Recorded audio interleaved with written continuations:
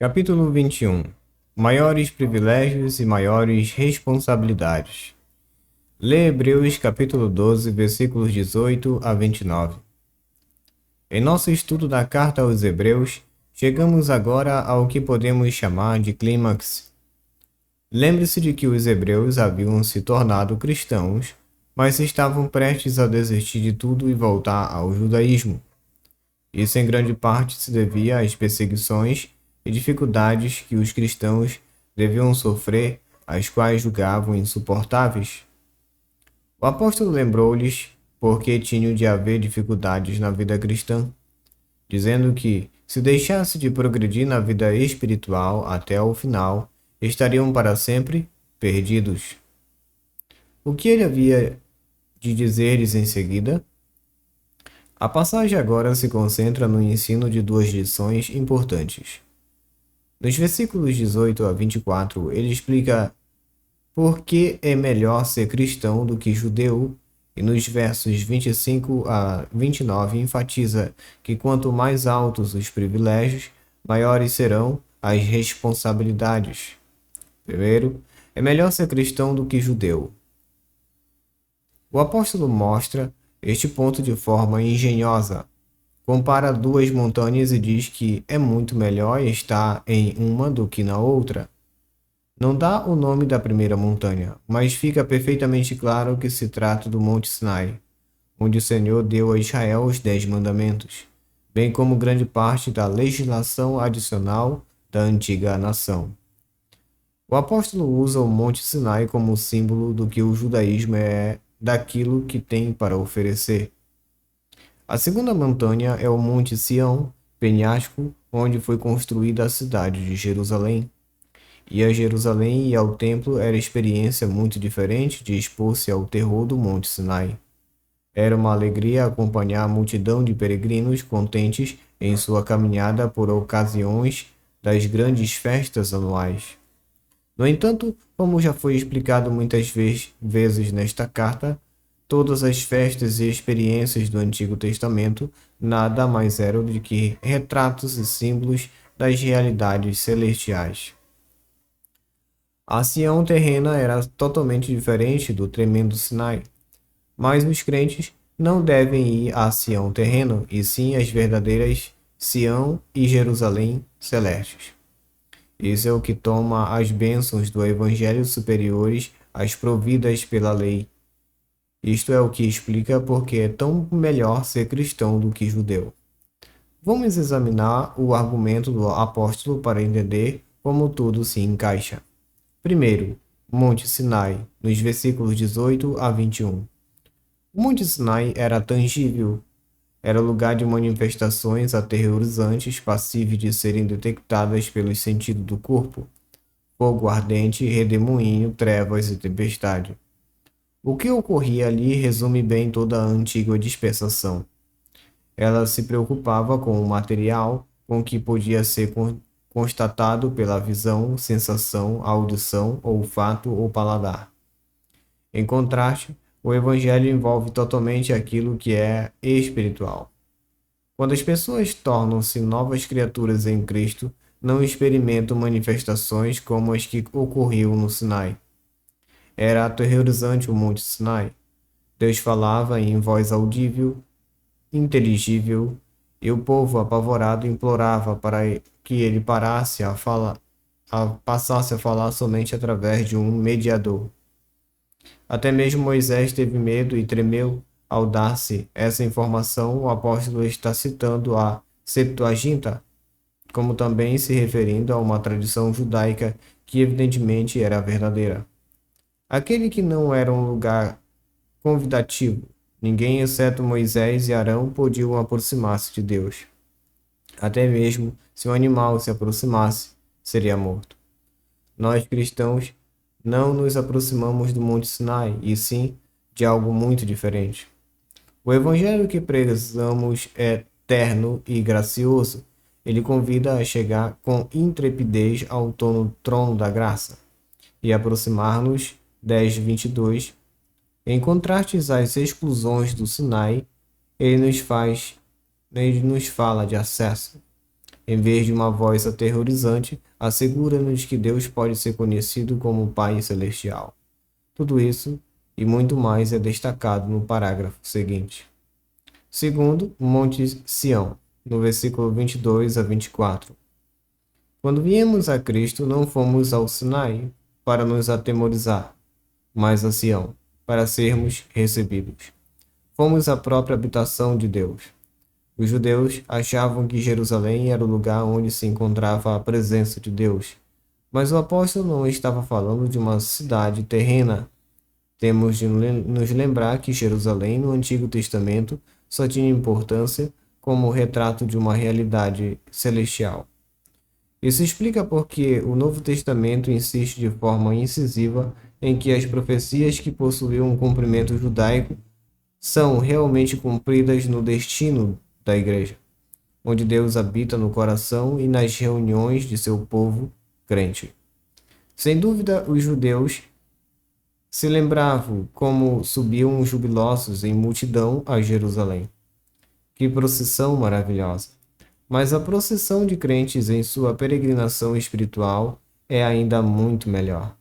Acompanhada e cercada de multidão inumerável de anjos, consiste na vasta família viva daqueles cujos nomes estão escritos no céu, que tem Jesus como chefe da família e irmão, o primogênito. O início da procissão já se encontra na Jerusalém Celestial. Assim, os cristãos estão unidos à igreja do primogênito, arrolados nos céus e aos espíritos dos justos aperfeiçoados. Sim, Deus deve ser temido, como no Sinai demonstrou, afinal de contas, ele é juiz de todos. Nosso privilégio como crentes, porém, é não retroceder diante dele, mas ter nos aproximado. Isso porque viemos a Jesus, cujo nome humano não temos medo de usar. E quem é ele? É o mediador da nova aliança, por meio de quem entramos naquilo que jamais poderíamos obter se, como os judeus, dependêssemos de uma aliança de obras. Viemos por seu sangue. Este foi aspergido sobre nós para nossa purificação. Não é um sangue que clame por vingança e punição, como o de Abel. Estamos falando do sangue de vida que Jesus derramou na cruz e que fala de perdão, absolução, aceitação, acesso e paz com Deus. Em suma, fala de boas-vindas.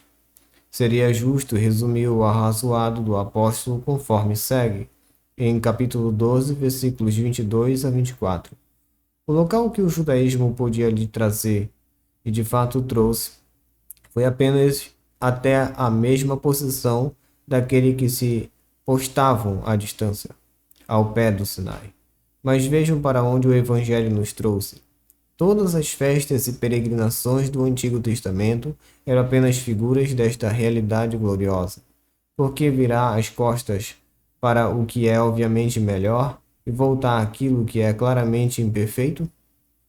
Que espírito de alegria e triunfo há nesse parágrafo? Quem pode enumerar todas as bênçãos que vêm da vida cristã? Porque alguém pensaria em rejeitá-las. Onde mais poderíamos encontrar tais bênçãos e alegrias? Não é de se admirar que o capítulo 12 seja conhecido como o clímax desta carta. Segundo ponto. Quanto maiores os privilégios, maior a responsabilidade. No capítulo 12, 25, ó cristãos, o Deus que fez tudo isso por vocês está falando. Parece que vocês decidiram virar as costas a todas essas bênçãos e fechar os ouvidos a qualquer apelo para agir de modo diferente. Mas não tapem os ouvidos. Ele está falando com vocês. Quando falou na terra, ou seja, no Monte Sinai, os que recusaram ouvi-lo não se livraram. Se foi verdade naquele tempo, quanto mais não o será agora que fala do céu. O Sinai foi um grande ato de condescendência da parte de Deus. Hoje, ele já não fala dessa forma, e sim do céu, para onde seu filho foi assunto. Fala quando sua palavra é anunciada por seus servos e seu espírito a aplica à mente e consciência dos que a ouvem. Temos de notar que a glória desta dispensação do Evangelho não é menor, é maior, como aprendemos constantemente no estudo desta carta. Era coisa séria recusar ouvir o Senhor no tempo do Antigo Testamento, mas é infinitamente mais sério recusá-lo agora. Que atenção devemos dar à sua palavra quando é lida em público e quando a lemos sozinhos. Que atenção devemos prestar quando é pregada por homens cristãos. No capítulo 12, versículo 26, uma vez que sua voz abalou a terra, como aconteceu no Sinai, mas lembrem-se de que o Senhor disse por meio do profeta Ageu. Sua promessa foi: ainda uma vez farei abalar o céu, a terra, o mar e a terra seca. No capítulo 12, versículo 27, pense nessas palavras. Ainda uma vez, as coisas que podem ser abaladas um dia serão abaladas a ponto de perecer. Serão removidas. Estou falando da criação física. Terra e céu visíveis um dia passarão, e isso será por ato de Deus. Quando isso acontecer, como o fato irá, somente o que não pode ser abalado é que permanecerá. Estou falando das realidades espirituais, das quais o Antigo Testamento era apenas figura. Vem o tempo quando todas as figuras terrenas, a própria Terra e o universo físico que conhecemos não existirão mais. Tudo que permanecerá serão as realidades espirituais, ou seja, Deus, seus anjos e os homens e mulheres. Naquele dia, marcará a queda de todo materialista. Não terão mais nada. Será também o fim de todo judeu que tiver feito as cerimônias, rituais, sacerdócio e sacrifícios, bem como toda a parafernália de glória religiosa exterior à sua vida, em lugar das realidades espirituais eternas que são simbolizadas por tais coisas. Tudo pelo qual ele vive terá acabado totalmente e para sempre. No capítulo 12, 28, se você não for membro do reino espiritual de Deus, onde será que você se encontrará? Estará nu na presença de Deus, sem ter para onde fugir. Mas, graças a Deus, o Evangelho nos tornou participantes de um reino espiritual. Somos o seu povo e por ele aceitos sobre quem ele reina. Sendo de natureza espiritual, este reino não será abalado pelos eventos que estão para acontecer. Permanecerá quando tudo mais tiver desaparecido. Estaremos seguros. Sendo assim, retenhamos a graça, pelo que mostremos gratidão e ações de graça, do mesmo modo que dar graças às refeições é expressar nossa gratidão.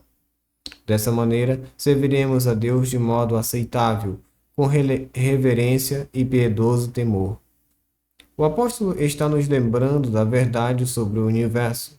Tudo quanto conhecemos, exceto as realidades e seres espirituais, passará.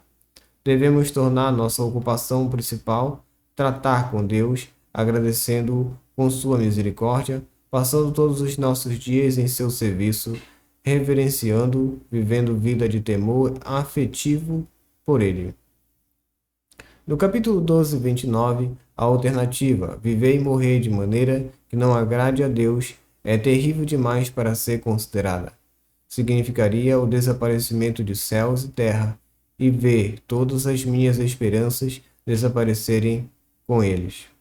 Sem ter onde me esconder, eu me descobriria só, com um fogo consumidor. Sendo esse o caso, como alguém pode pensar em abandonar a vida cristã, voltar àquilo que era anteriormente, agradar a si mesmo, dar as costas para Cristo e ser igualzinho a todo mundo, vivendo pelo que pode vir, ouvir, cheirar, provar ou tocar? Como pensar em outra coisa a não ser agradar a Deus?